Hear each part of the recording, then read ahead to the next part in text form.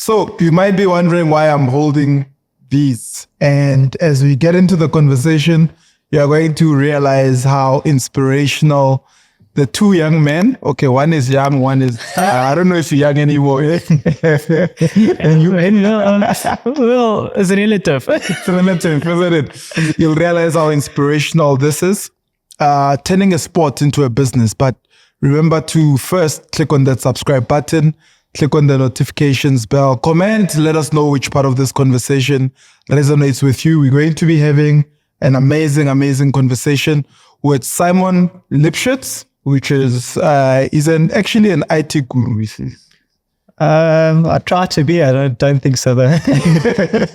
And I've got an insurance guru on the other side, Luke Abrahams. I told him that his name is a lot easier than Lipschits. Yeah. Story of my life. Welcome to the Winner Circle.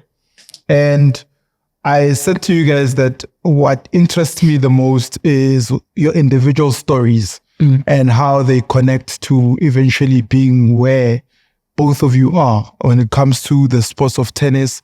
And I'm sure there's some sort of value that the sport has added in your journey for you to be where you are in your career, apart from the business that you're in. And I'll start with you, Simon, and maybe give us a bit of a background in terms of who you are, where you come from, and what your journey has been so far.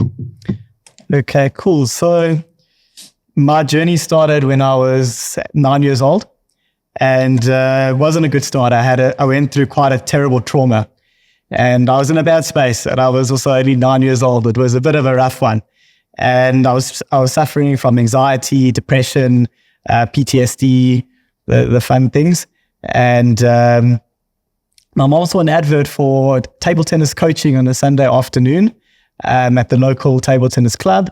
And I thought, yeah, why not? And from that first day, I was hooked. When you walk onto the table, it's a sport that is super fast, you need super concentration. And when you walk onto the table, everything else just melts away. And it became my escape from reality. And it really helped me work through all those issues I was having, and I got through it. From there, I continued with the sport through my school career. Had a few difficulties in getting into the serious side of the sport, but I represented Gauteng at the South African Open, also played for Wits for a while. And then while you went to Wits? I went to Wits. I studied, I'm a Witsie, yeah. Yeah. Fun time. Did it give you the edge on the table? Apparently, Wits gives you the edge. Yeah, no. Mate, I don't know. Weird story on that, actually. So I studied electrical engineering. Yeah. And I was one day working in one of the labs, and this guy came in and he was like, cool, do you mind if we take a few pictures of you guys? And it just happened to be, and I feel like this is why we were the most diverse group of people you've ever seen. It was me, a Muslim lady, a Chinese man, like super diverse. And they took a few pictures of us. And to this day, they use those exact same pictures for every single event in engineering and built environment at Wits. Yeah. And I was at my wife's graduation. She's an architect. And on the screen behind her, massive picture was a picture of me while she was graduating. So maybe it does give you the edge. So back to table tennis. So when I was at school, I went to a very small private school, and I decided I'm going to start the sport at the school. And it wasn't King David, it was called Hirsch Lions. They were like, the high school, there were like 40 boys, so really a small school. And I decided to start coaching, and I had like 5 kids, and we got involved. I guess I was a kid as well at the time, and I loved it, absolutely loved it. And we started developing a lot of decent players. And then I went back to our club once I started studying and finished school. And I said, listen, guys, can I take over that same junior program that I was involved in? And they said, sure, no problem. And it was me and this other guy, and who had coached me, and we started building it out, and everything was going great. And then we hit COVID, and everything shut down. Actually, no, I'm wrong. Just before that. Before COVID. Just before COVID. I went to Luke and I said to him, the guy that I was doing it with he told me one day he's going to Canada. And I was like, yeah, sure, but you go to Canada. And then he literally got up and went to Canada. And then I was left in the spot where it was just me running the whole thing. And that's when I went to Luke, and COVID hit, everything shut down. And then slowly after that, things started to open up. And then we started to build out Just Table Tennis, what we run today. Mm-hmm. Interesting, right? So Luke, listening to Simon, he was introduced to the sports after having suffered some form of trauma as a kid. And I know you grew up in the Cape Flats. And I know that, I mean, with any township or any area that is dangerous, there's some sort of trauma attached to that. And, you know, parents would be worried about their kids getting into gangsterism, getting into drugs. How were you introduced to the sport? And was it a way of an escape for you as well? What's your story? Yeah, man. So as you mentioned, it was the Cape Flats. So you, as a kid, so I grew up in a town called Bonteheuwel. Very well known for a lot of athletes that's come out of there. Where Benny McCarthy comes from? He's from Manova Park. But I think there's a story around a family member of his that's also from Bonteheuwel, and they used to play there and in between Manova Park and Bonteheuwel. But yeah, so I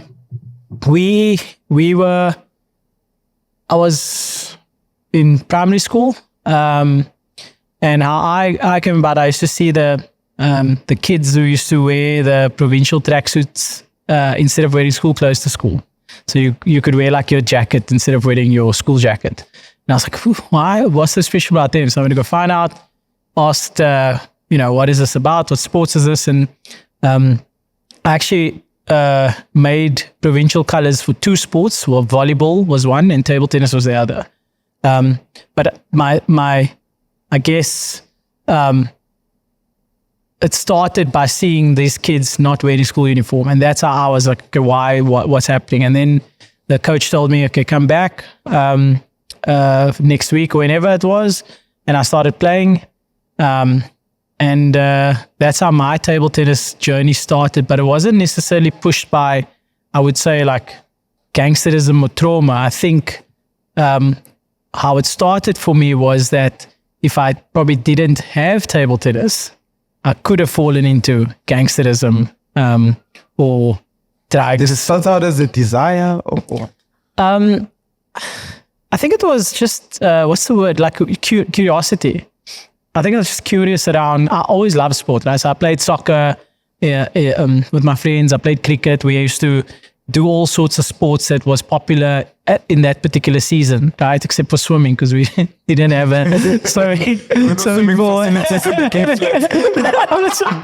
know what I mean? So, so I was always involved in sports, but I was more curious around why these kids were wearing these tracksuits, and I wanted one for myself. And then playing table tennis was like, there was such a sense of community, right? So if I can tell you, maybe there was this push. So I had a single mom, absent father, typical story.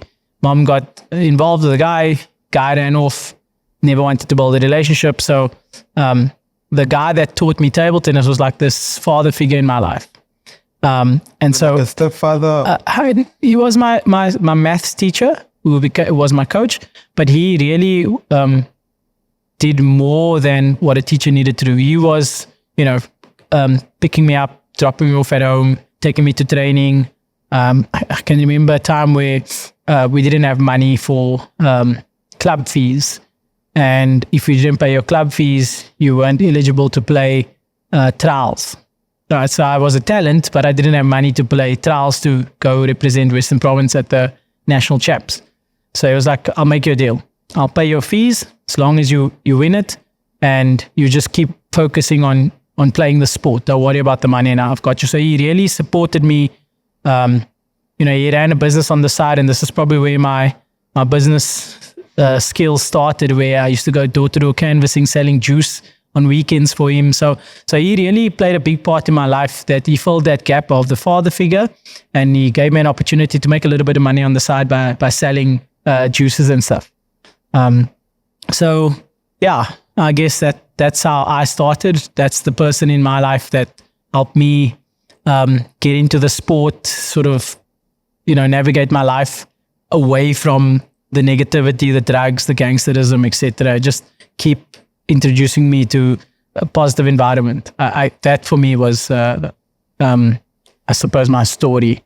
Yeah. Simon, you took the sport and eventually got into vets, did electrical engineering. Did you eventually practice as an engineer, or what happened with that? Yeah, so the first job, so I've been working now out of university for about 4 years. Straight from university, I went into a very, very, very large Chinese company in the networking game, cell phones, that type of stuff. I spent 2 years there, and even there, like the sport played a really interesting part of my life because, firstly, even in the interviews, I was being interviewed by a few Chinese guys, and in China, it is a massive, massive sport. So as soon as I mentioned to them that, oh yeah, I've got this hobby that I play table tennis and I do some coaching, they were like amazed. So I think even from there, it was a great start. And then even when I was at when I was at WOW, when I was in a very, very technical role, I was doing like the last bit of the network. So from the cell phone towers to the phones, I was working in that space, and I found out there was this like underground table tennis ring happening at the company. It was like from a movie. You couldn't believe it. And there was an email sent out, and it was all in Chinese, but I saw a picture of a bat, and I was like, no, I'm going to find out what this is about. I translated it, and they said, no, there's table tennis in, I think it was Building 5 on a Wednesday afternoon, and I went to go play. Was it Huawei? Yeah, yeah. Oh, it was Huawei, okay. An amazing place, Huawei, actually. Fascinating place. I learned a fortune there. I went to go play, and I was the only non-Chinese player there, and they couldn't believe what they had seen. Like, they were like, what is going on? And then I got... You mean they couldn't believe that you were doing that? Or? Yeah, this is non-Chinese beating the Chinese. Like I went there and I kind of played them a little bit. They gave me a bat. I hit a few balls and I was like, no, can I try another one? Picked up my bat then I started hitting and I'm like, whoa, what's going on? And then... well, you're hustling them, so a little bit. A little bit. Then I got invited to they called it the Huawei Closed Tournament. And... everything was in Chinese. I've played a lot of table tennis in my day. To this day, I don't understand what happened in that tournament. Did you win the tournament? I won the tournament, but I have no idea how. Like they just got me playing random matches. And it was a massive company. There's a few thousand workers at the company, and a lot of them are from China. So you don't really interact with people you would at a normal South African company. And people were coming up to me and congratulating me. I never met them in my life. You're famous as you were at Vets. She said, if we go to Huawei, we're going to find a picture of you. I haven't been back since I left, but I hope so. I assume so. Can I never see that? And how did that help you then build the relationships and navigate within the company? I mean, sports has a way of connecting people, right? Yeah. And it seems that when you mentioned that you were good at table tennis, because these were Chinese people, and it's a famous sport in China, that ultimately maybe opened more doors for you to get into the company. But once you were in and you were winning, how did that play out? It had its pros and cons. So some guys were they were a bit upset. So, at the event, that they were like, oh, who's this random guy who came here and beat all of us? What's happening? But after that, it actually helped me build a lot of relationships. We're at an international company with a very different type of culture. It was like an unbelievable break for me that it sort of opened a lot of doors that would never have opened if I didn't have that background in the sport. And then even my next job, what we've built, I think one of the biggest things we've built within JustTT, the table tennis center that we have, is we built a community. So we haven't spoken anything about that yet, but continue. Basically, Luke and I came together to create a table tennis center, a company that focuses solely on table tennis and everything about the sport. And I think our biggest part of it is the community we've built. We have people from all walks of life, all ages, all coming together to play the sport. They never, ever would have been exposed to each other before. And my next job actually came from within that community. One of the guys knew someone else that got me into the next door for me. So for sure, it's been an unbelievable experience an unbelievable part of my life that's opened so many doors for me. So there's one thing about loving a sport, right, Luke? And there's another about seeing the opportunity within the sport. Not many people are able to unlock an opportunity and potential. Yeah. So for you, as you went through the sport throughout high school, eventually you got into tax. Yeah. And I don't think you knew that it would actually land you there when you were playing the sport. Yeah. And eventually you built a business around the sport. Yeah. I mean, take us through how you eventually got that. Yeah, that's interesting. So I think a little bit of table tennis, or at least in the South African context or in Africa, it's not going to make you rich, right? So like, you're not going to be like a footballer and be this superstar and have all these endorsement deals. You're not the next Steven Pienaar. Yeah, you know, exactly. But what it definitely gave, to your point, was the opportunities, right, to build a life. It was like a vehicle to the first, I guess, this point or stop in my destination was to get away from this negative environment of gangsterism, drugs, etc. Right, so play the sport and then grow within the sport. You know, win a couple of medals, and then all of a sudden they go, "Oh, Luke Abrahams, okay, he's got talent. Let's invest in him." So, you know, through. Did you know you were doing that? I think people told me. So I think my it was again like that relationship. You keep winning, and I'll keep supporting. That started early on in my career with my school teacher. Right. So there was something for you to gain through the winning. 100%. No win, no support. 100%. Wow. So I think I won my first medal as a cadet. It was the first silver medal South Africa won in Africa. And then that sort of got picked up and got funding to come up to the High Performance Center in Pretoria. So now I get moved out of this Cape Flats environment into the capital of South Africa. You know what I mean? So get into the. Was this your first time in a plane there? No. I traveled before. Went to Canada, Malaysia. Oh, yeah, Egypt before because of the sport. 100%. How can you skip something like that? Oh, sorry, man. Okay, yeah. Okay, so let's rewind again. So, I guess it wasn't typical for a 12-year-old or a 13-year-old to travel the world. You know, go to different countries from the Cape Flats. So that, I guess, the sport offered me that opportunity to see the world, engage with different cultures, different communities, and to understand, hey, man, the world is much bigger than this little town that I'm in, right? And that sort of opened my eyes. And I guess I just became hungry for more, right? So hungry to win more, hungry to see what's the next opportunity, which next country I'm going to be able to travel to. You know, how can I challenge myself to win the next medal? And that's how it grew for me. I'm very competitive, so intrinsically, and that what's next kept, that's what fed for me.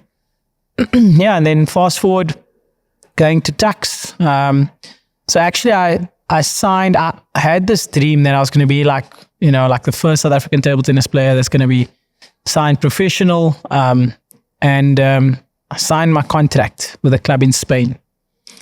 And my visa fell through. So I was devastated. I think I was probably like 18 years old or something, somewhere around there, 18, 19. And I thought, shit, can I swear? Sorry. Be yourself. Simon, can you swear? You don't know swear. And I thought, shit, this is like, that's the end of it for me, for my life, for my table tennis. And I then met my now wife, see my 3 kids and my beautiful wife over there, just walking in.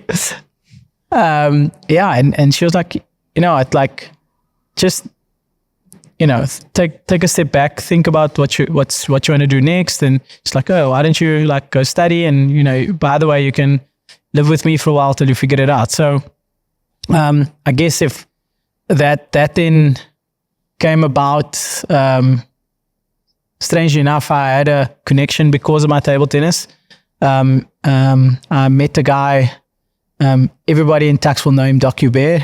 What a legend.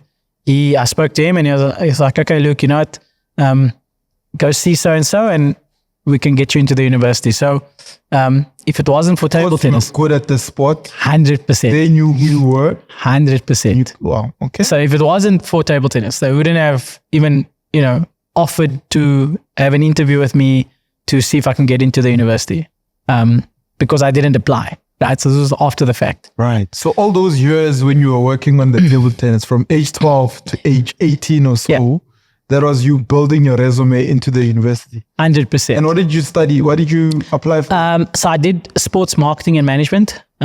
So initially sports science, there's two sides of it. There's the science side, and then there's the sports marketing and management side. And I've always been an entrepreneur, because even when I was younger, I had, if you want to call it a mini JustTT, if you will. So I used to run an equipment store. I used to run training clinics and stuff like that. So I used to do what we do in a less formal, permanent place. I did it. And so I was very interested in the marketing and management of sports and businesses. And so that's the career I chose. And I guess down the line, it's helped me in my corporate world to understand business, to understand how to run a business, how to manage people, etc. So it's been very, I guess, a blessing, my journey through table tennis and all these, what initially was a failure, not landing my contract, now being able to meet Simon to build JustTT and take all those lessons that I had and be able to apply it here today. So do you remember how you guys met, Simon? And one thing that intrigues me, right, about your stories, I jokingly said you got introduced to white privilege. yeah. But the interesting thing is that you came into the sport because you suffered some trauma as a kid, eventually built yourself up in the sport. You've won many times. You even won when you got into your company, you were winning. Now, you eventually built up this place, right? You guys met and you partnered up. But what was the desire for you for this place and the community that you've built of young people, older people that are getting into the sport? Yeah, so also from a young age, I've always had that entrepreneurial kind of drive. And of course, you're Jewish, don't you? So it's kind of, didn't want to say it, but it's kind of built into you from a young age. Like the environment that you're exposed to is something that you can take your passion or a gap or something like that and build out something great within it. And you already have, very fortunately, have support that you need to do something like that. Yeah. So I think, someone else asked me this question recently, so I've been thinking about it quite a lot. And I think there's two parts to it, or three parts. The first one is that the passion, right? Which, if I look back now, I don't know about building a business or your passion is the best idea, which is a bit of a controversial thing to say. Pros and cons, because as I said, it was a place where I could go and disconnect from the world.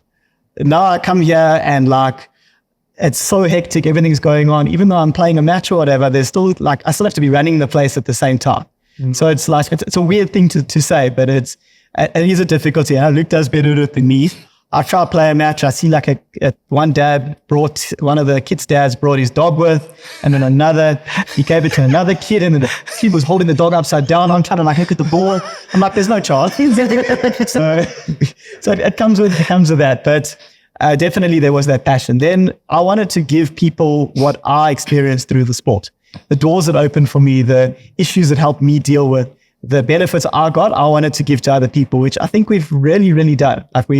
We've come together and we've helped so many kids, so many adults in finding a place they can call home, finding an activity that they can do and escape from the world.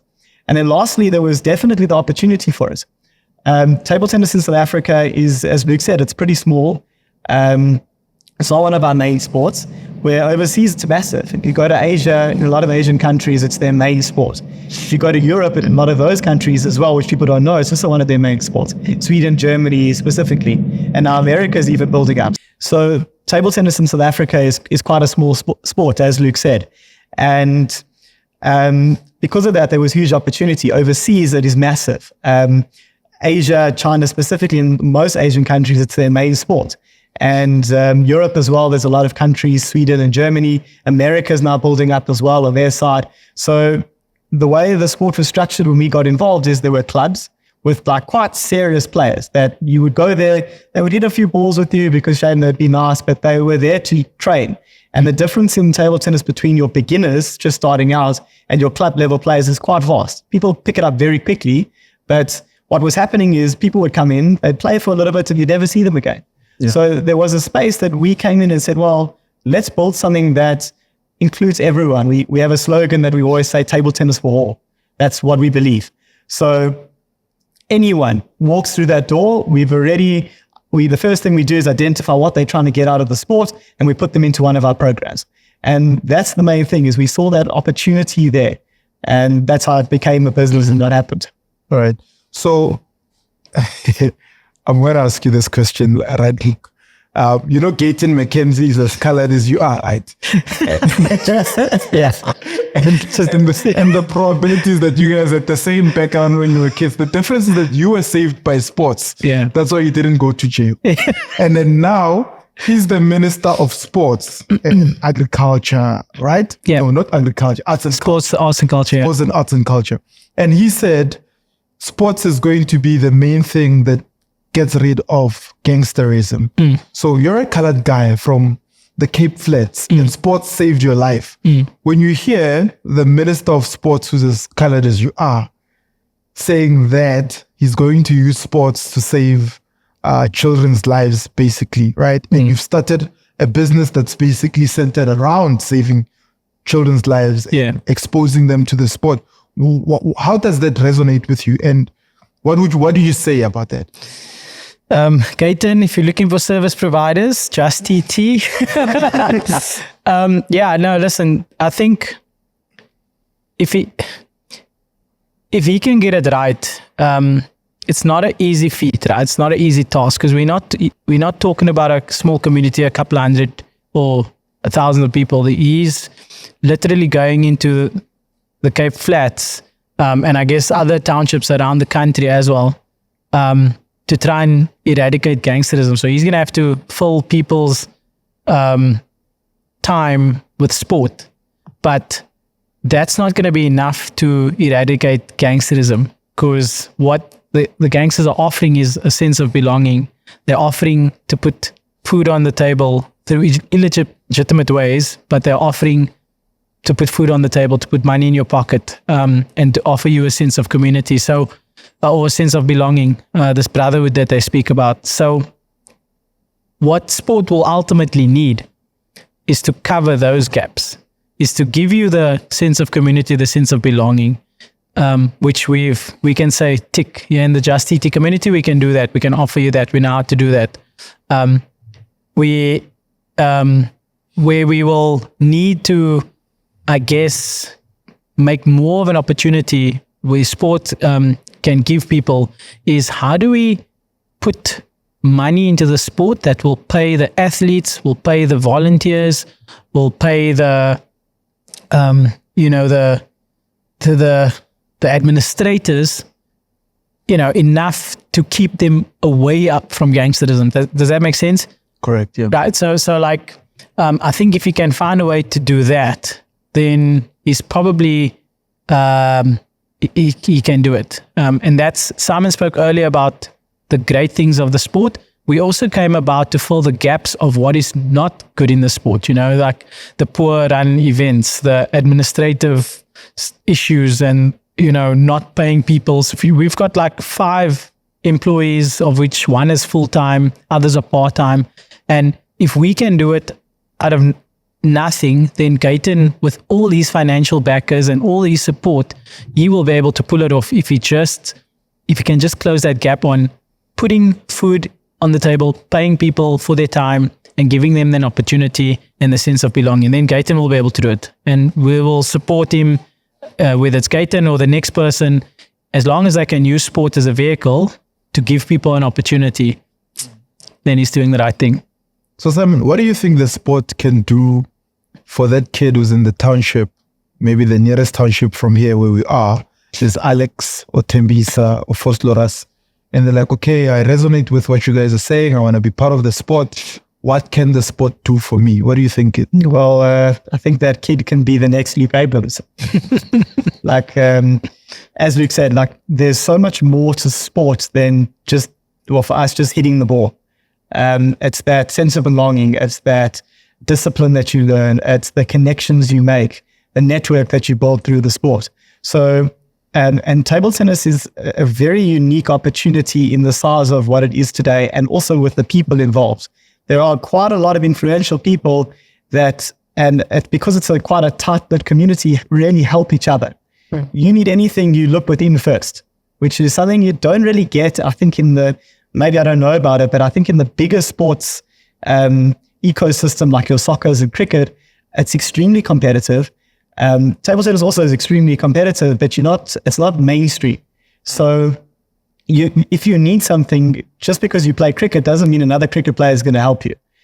Table tennis, I would say that if you need help with anything, and there's another person within the ecosystem and you connect over table tennis, they're going to help you. And we've seen it time and time again. And we are in a very unique position now where we're starting to be those people to help others, where we've got, as Luke said, we've got a lot of employees now that we're paying to coach, which is something in a very structured system. And it's not like they're going to have to go and find the people to coach. That's what we do. We do all of the marketing. We do all of the tech behind it. We set up the centers. We built the centers. And they just need to come in and coach now. Same thing with the administration staff. There's something to work on now. Before, there wasn't really anything there to even start with. So that kid who's looking at this and thinking, well, where's the space for me? Just start, and you'll immediately, as long as you can kind of hit the ball, we will even probably find you. And we will make sure that you get what you need. You get the equipment that you need, that you get the place to play. We've actually partnered with a company in France that's helped us bring in a lot of equipment that we just hand out to whoever needs it. So it's one of those. No, that's my personal one, but I want you to. So can I just interject there, someone? That's okay. Yeah. So table tennis. If I give you a ball. No, it's fine. I wanted to. So the sport is relatively cheap, right? So there's not like big maintenance costs like with a soccer field and stuff like that. You need a table, you need a wall, you need a couple of paddles, but good equipment is expensive. Like this is like a 5,000-6,000 rand bat. What? Yeah, 100%. This is 6,000 rands. Yeah. You're joking, right? Not kidding. Wow. So I wouldn't have thought that. Just don't drop. So no confidence. So puts it down. what happened with us was we, through our connections, and a friend of ours, we can mention them. They're called Ping Sans Frontiers. It's an organization, and the Ping Sans Frontiers means table tennis without borders. Yeah, Ping Sans. Yeah, so Frontiers. Yes, so Table Tennis Without Borders. It's an organization that they do work out. We just advertised you guys. Yeah. So we partnered with them, and they have a sponsor, French company that gives equipment and distributes. And so we like their distributor, in South Africa. So we've distributed tens of thousands of rands worth equipment for free to kids in Cape Town, kids in KZN, kids in Joburg, kids in Free State, and that's something that we are quite proud of, because we've closed that gap about the expense of the equipment. Yeah. Right. And so, I just wanted to add that in, and then Simon, you can continue. But yeah, it's very cool that we are able to do that. So how did you guys meet, and why did you identify business opportunity within each other? Like, okay, you go first, and I'll go. Yeah, I don't know. Look, we both. So when I know you said you don't even remember. I actually don't remember. I won't remember. So Simon and I actually played in the same club, Maccabi. So I was a senior player, he was a junior player. So I'm 10 years older than Simon.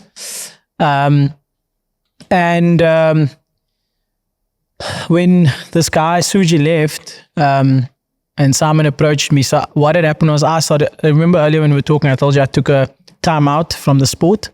And you went into corporate for like 6 years? Yeah. So from 2013, 14 up until probably 2018, 18, around there, I stopped playing, and then I started coming back, and then it was like, Simon, do you want to train? Do you remember we used to go train? Yeah. So we used to train as I was making my comeback, and I guess that's how we then forged the relationship. Simon then had this trust. I helped him out with the coaching, and he had trust in me. Or coaching the kids that he was already working with. Yeah. Right. I actually remember what happened. Was it high school kids, Simon? So we start them off from about 9 years old. Just becomes a little bit too difficult if they're younger than that. So 9 and up. I actually remember what happened. So we started together just before COVID. And at that time, we started to see the opportunity, but we were focusing purely on coaching kids. And more of just as a thing just to give back to the sport. That was what we were thinking. That's when we came up with the name of Just Table Tennis. We started, everything started getting going, and then COVID hit. Yeah. And everything shut down. And then when things started to open up again, table tennis is played indoors, so it was quite problematic. And it's okay, you do have a bit of social distancing, but the school that we were running, we were using a school hall, and they kicked us out. And they wanted to open. Exactly, they weren't going to mess with it. And how it worked in those days is Maccabi, there was Maccabi as the club, and that we worked under, we coached the kids at JustTT. Then when COVID, when they gave you guys a contract. Sort of. Verbal agreement. What a subcontract. Yeah. The main contract that you guys were executing. They were making their numbers from the kids that we were bringing in, and we were paying them rental. Right. Yeah. It was a good work. So it was a good system. It helped us grow. It helped them grow. I always say one of the great things we've done here is that the total complete investment that we made into building this business was 600 Rand. What did you buy with this? What is the business? So that was when we were ready for it. It's 1,000 Rand because this is 8 foot side. That was fun. We got the money back. We had to start. We needed sanitizer and a temperature gun thing. That's all the money we put in from our personal accounts. Yeah. The whole time since we've been operational. It's crazy. And then what happened is that we couldn't run till the school anymore. So I had a friend who was an architect, and I said to him, listen, we're thinking of this idea of building something out. We want to actually really get it going. Now, we met at that garage. Yeah. There by the Sandringham dip, we met at the top of that garage and we discussed it. And he told us about this place where we're sitting now. So where we're sitting now is actually there's a bakery. There was a bakery downstairs, and this was the kitchen. There was like a dentist's office on the one side and an accountant. It was all like kind of sectioned off. There were 3 sections. 100%. This was 2 parts. This was the main part, and that was another part. So it was really interesting. Yeah. There was a big hole in the floor behind us. We built that deck to cover that hole. It was an interesting build. The two of us did it together. During COVID? After the restrictions had been lifted. We don't know about that. Social distancing was good until we mixed up whose water bottle was whose, and things didn't go so well. Yeah, that was, so you gave me COVID a few times. We COVID twice. Did you really get COVID from him to that? Yeah. Can't prove anything. So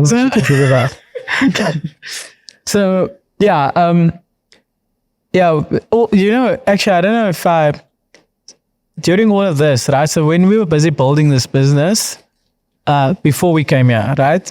That was, my wife actually was diagnosed with cancer. What? Okay. Yeah, so Simon was helping me train in my comeback. And then I went away from the sport again for a few months because I played the Arnold Challenge. So my first tournament back, it was in May. April, around the 27th, I found out my wife had cancer. And then I played Arnold Challenge, and that was like before then, Sam and I were training. He was helping me prepare for this tournament. I won the tournament, dedicated it to my wife, and that was the end of my playing career for another year or so. And then she was healthy about a year later, and then we continued. We just picked up where we left off with the table tennis, just table tennis. So it was a difficult time personally, but I guess in some ways he was there as a support because now I had this time to escape, from what was going on at home, and it was a very difficult time, and so it's You channel your energy to the sport because of what you were going through, and was the sport then an escape that allowed you to then do something that was meaningful other than? So I always thought I say she appreciated.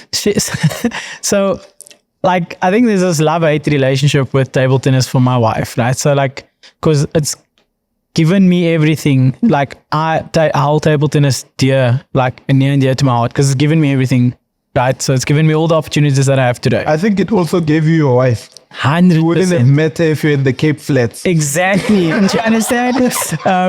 Disclaimer. So my wife is, she's an English white lady, and she definitely was not going to come to the Cape Flats. Dude, it was, it's given me everything that I have. And so I always thought I'd come back to the sport and play it and give back, right? Yeah. And when we went through that whole thing of she was diagnosed stage 4. She had less than 12 months to live, but she's a fighter. She figured everything out with the support team. And so she fought her way back. And when she was healthy again, I could go back and say, hey, Simon, let's pick up where we left off. And we, JustTT was, I guess, version 2 was born. Right. That's where we came here. We inspected this place. She said it was When we first started, it's hectic. So you guys say you didn't spend any money from this place. So where did the money come from? So okay, great question. So the first thing, the big change, the renovation, was because of the rental agreement. So there's some fund available for the landlord to fix up. So he gave us this grey box, let's call it. Right. Through the table tennis community, various people, donors, businesses, friends, family, they've helped us sponsor the floor, sponsor the blinds, the wood for the deck. The acquisition of the tables is through an arrangement, I guess you can call it. The furniture we got given, and some we bought. Yeah, so I think it's that as well. And also because before COVID happened, we were running a business that was it was profitable, coaching the kids already. And we already had a following. So when we opened up here, even during COVID and with all the issues, and it was a nightmare running a table tennis center of mass gathering during COVID, but we did it. Okay. I don't think anyone caught COVID here except for Luke during the sessions. I think. Thanks, Simon. And that was my fault. And look, we followed all restrictions and we did everything properly because we weren't playing games. It wasn't a time to play games. And because of that, from day one, we already had kids play. So we already had an income. So we were able to take that income and we pumped a lot of it back into the business. Yeah. Even to today, we pumped most of the income from here back into the business to continue to grow. And that's been also a key point in getting things going. And then sponsors and partners and that type of stuff has really helped as well. How important is that when it comes to building or growing any kind of business, Luke? Yeah. The bootstrapping, taking everything that you have and putting it back into the business. I mean, there's always going to be temptation to want to take a salary, temptation to want to do other things with the business funds. So why is it important for you guys to put everything back into the business? So I think, firstly, Simon and I are aligned around what we want to achieve, right? We have a goal, we have a vision. And so we know it's going to initially take some sacrifice. I think it was, if not a year down the line, we started to take a little bit to I still remember we came up with this idea of paying for our petrol. So we did. It was a business expense, yeah. But so it's very important because we know what we want to do down the line. So firstly, we need to get the right structures, the people, everything in place. We need to be able to pay them without having to worry. So it is very important to take the money because we both work full time. So we are okay to work and not take a salary. But if this thing pops off, it's like huge opportunity to stop working and make this a full-time job and and then start to take a salary. But we are They're building. nice. Are they for sale as well? Yeah, we've actually, we'll sort you out. Don't worry. This is our merch. We sell it. There's not, it's Line, website, end to end, where do you sell 100%. We sell them here Got them on our website. and then on our website. But most of it is from, we sell at events and we sell Yeah. players and that type of stuff as well. Yeah. Yeah. Yeah. So we've had to also diversify away from just coaching the kids. So we had to, the equipment store, the merch store, the events management. That's our full suite, I guess, from what we do now, from where we started, say 3-4 years ago, just training kids. So I forgot to ask you a question though, Luke, because you're in the insurance industry. Yeah. We might not mention which company it is, Yeah. but how did you navigate your way into a top position in an insurance company? You're a guy from the Cape Flats, man. Hey, bro. So a lot of discipline in sports, right? No matter what sports, I guess if you achieve a level of success in sports. So I'm like currently the number 1 table tennis player in the country. Are you number 1? I'm the number 1, yeah. So you're the main guy. Everybody wants so to beat everyone you. wants, yeah. 100%, yeah. So and like also in Africa, in the top 20 in the Southern, I just, came second at the Southern African Championship. So the reason I'm mentioning all of that is because I want you to understand that if you're a athlete that achieves success, you don't achieve it because of the lack of discipline, the lack of commitment. Do you understand what I'm saying? It's hard work, it's dedication, and those are skills that you learn in your sports journey that you can transfer into your career. So when I started my career in insurance in 2013, I joined this company and saw, okay, if I do this, this, and this, there's an opportunity to grow.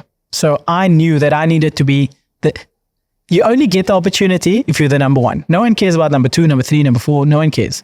Do you understand what I'm saying? No one remembers the second place. So this very famous saying. So I needed to be number 1. So I needed to be the best consultant to be able to get the next promotion. Then when I got that next promotion, I needed to be the best manager, team manager, and then you get the next promotion. So that's how I learned, and that's how I guess where I'm in my role today, is to absolutely dedicate yourself, your discipline to becoming the best in your role that you're doing. So table tennis was the sports, I needed to become the best. Insurance is the game, I needed to become the best. And that's, I guess, how I landed up, is taking all the discipline, the motivation, all those lessons that I learned, and I transferred it into the business world. Just table tennis is the business. You've got to be the best. You've got to be the best. Does that resonate with you there, Simon? Yeah, I think we're getting there. Definitely getting there. So, in your journey, how has the sport played a role then to help you either be number 1 in anything that you do? It's a good question. So, like my journey in the sport has been a little bit different, right? Because I'm Jewish and religious, Saturdays I don't really play. You can't play the sports on a Saturday. I don't play sports. You can't even switch your phone on a Saturday. Exactly. I sit at home. Difficult running a business like that. Simon, anyways, I went to the Every night he tells me, look, it's Friday. If you need me, don't need me, but I'll see you on Sunday. So that's always been a big hit for me in the sport. So it's like, and it made me over the years lose a lot of motivation because the vast majority of tournaments, especially when I was in high school, needing to like really achieve, I just couldn't play it. So I kind of for a long time put the sport on a back burner in the sense of trying to be the best player, right? But I saw it in another sense of I saw the value of the sport as in what the sport can give to others and what gave to me.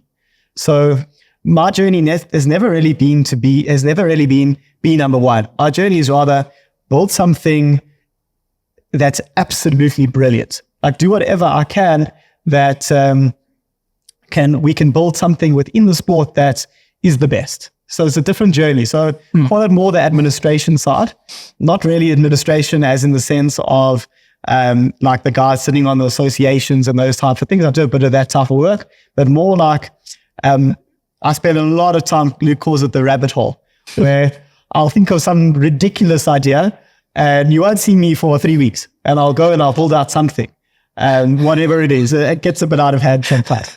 But that type of mentality of trying to find those gaps and trying to bring, for example, bringing tech into the sport, creating our websites, creating our systems, creating our everything that came with it.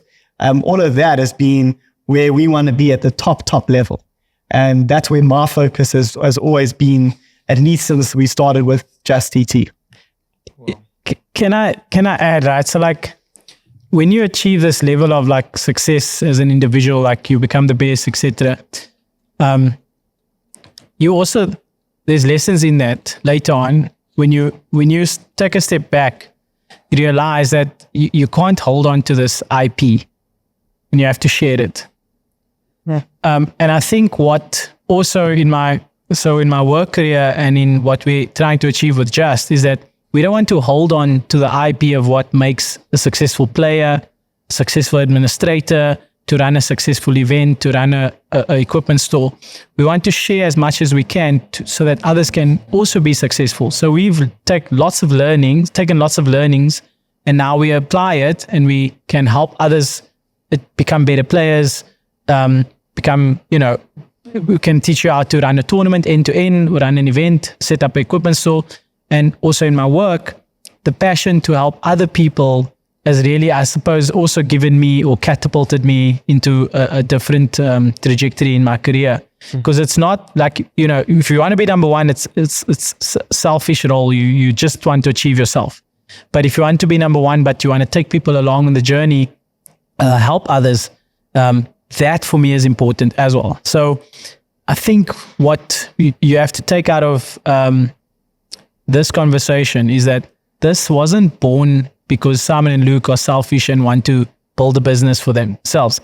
This was born because we want to share with other people and to close the gaps and to build the sport. So we want to take people along on a journey. And I think we have lots of support because of that. And we have to be thankful to the people who support us. And to just make it very clear that this is about improving the table tennis ecosystem.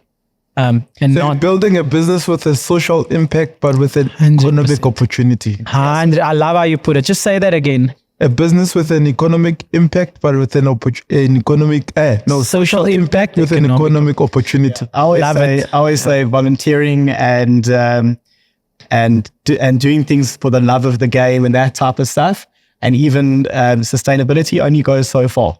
So if we really, and we've discussed this as one of our guiding stars, is that if we really want to make a difference, we can't go out there and go and coach a session in a township and then call it quits, because we know that, and even if we send our coaches, we know the next week, they're not going to go back unless there's incentive for them to go back.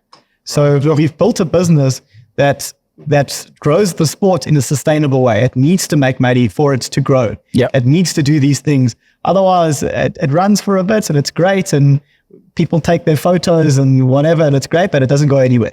Mm-hmm. So that's been one of the key things that we've always worked on. At what point would you call the business big? I mean, where is this going for you guys? Maybe perhaps to get started, what do you see when you look at the sport? I mean, you number one in the sport, right? And then now you've built a business that's now taking other people with you, right? That's the social impact. And there's obviously an economic opportunity. But what is the big vision that you see for the sport and for the business? So we also have a youth number one player coming out of our center. Nice. We have. So you're cloning yourself, Chief? We're 100%, Chief. we are creating minimes. But yeah, I think we would love to take this, copy and paste it, and put it into other cities. So that's one of our big goals is to start with 3 centers, 5 centers along the way. So that's the one thing. And then also the entertainment side. I think there's this beauty of, arts and music and culture, and combining it with table tennis, so that, those two things in the future for us is a big goal. And Simon, I really hope we can start to put work to achieve it, soon, because we've built the center. We know what works. We know what doesn't work. We're doing outreach, all of that stuff, but we need another one in Cape Town, another one in KZN, another one in Pretoria. And that, I think, is the sort of midterm goal. And then for table tennis players, I was fortunate to get out of the ghetto to have a corporate career. But there's lots of table tennis players who's as good as me, if not better, who don't have jobs, sitting at home with their parents. So if we had more JustTT centers around the country, they would be able to have full-time employment and play in the sport they love and sharing their knowledge. And making money. And making money. What's that term that you coined? Social impact with an economic opportunity. And that is what it's all about, my friend. Wow. Simon, what do you see? Lipschits, what do you see? Yeah, so I think Luke hit the nail on the head, but I think there's a little bit more to it. So we always talk about the ecosystem within the sport. If you look at a sport like paddle, which has really exploded, there's a lot that goes into it. There's lots of different sectors of it. So the idea is to take what we have now, which I think we're hitting most of those different sectors and hitting those points, and make it the best in each of those. So the idea of taking what we've built, the center, and copying and pasting, we already started. We've already got opportunities in Pietermaritzburg, in Centurion, in Cape Town. We're trying to figure out how we can get it to run and getting it going, but it's already happening. The next step is then bringing in a tech element to it as well. So when you're running now 5, 10 centers, even one center, the more we can rely on tech, the better. So we're building out a league management system. Our R&D department is hard at work building out that type of thing. Then we've got, as well on that side, I think the biggest one that I'm looking at the moment, it's become a bit of a rabbit hole with those, is the school programs, which we've never really gotten 100% right yet. I think mainly because we both work full time, and up until this year, there was just the two of us kind of doing our best. Now we've got a team and it's getting there. So we want to be able to get into every sport, every school in the country, and give them, call it table tennis in a box, which means all the equipment ready for them to go at a decent low price, or even if they don't even have to pay for if the school can't afford us, plus a coaching course for the existing coaches, because we just don't have enough coaches to send to every school just yet. And then those coaches firstly get certified in our courses, and then we can give them opportunity as well to coach afterwards to get a level 2, which means they can come and coach by us here. So there's a lot that's coming. Our biggest issues is time, and just choosing which is the right opportunity to go with first.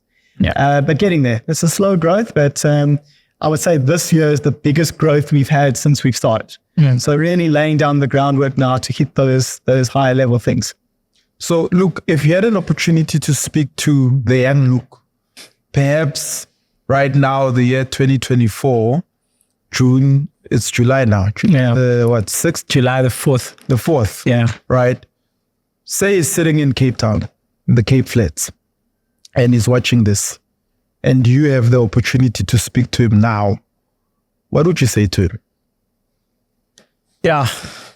I think if I could speak to a young Luke, I'd say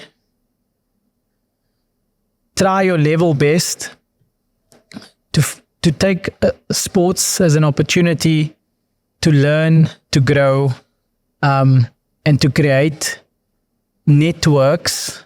And this might go over their head, so I maybe need to take it down a notch. Take the sport as seriously as you can to afford yourself opportunities down the line, because table tennis as a sport is maybe not going to give you the opportunity, but the lessons that you learn, the discipline, the self-motivation is what's going to create the opportunities for you later down the line. So do your best to stay committed, trust the process, and take every single day as an opportunity to shape and mold and to to mold your craft, or to improve your craft, and the results will come. Lipschits, any closing words from you? And you said that there were times where you couldn't do anything on a Saturday because you're religious. Are there any lessons that you've taken from your religion combined with the sport that you want to pass on to somebody else who might be watching? Yeah, I'd say so. So it's an interesting thing, that seventh day of rest.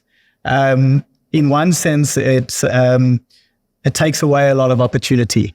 It takes away opportunity. You get 1/7 of your life, you can't do it, and everyone else on a Saturday are free and can go do things. But on the other side, I do not think that what we have built here today would have happened if I didn't take that 7th day off, because it changes the way you think. Because okay, cool, I can work as hard as I need to work during the week, and on Saturday I'm off. And it gives you that time to develop ideas, to take time off and to disconnect from the world. So like looking back, even though it's tough, it is tough. Even I remember in university, I had exams on the Monday, massive exams that I wasn't ready for, and it was a Saturday night problem. I wouldn't look at it from Friday night to Saturday night.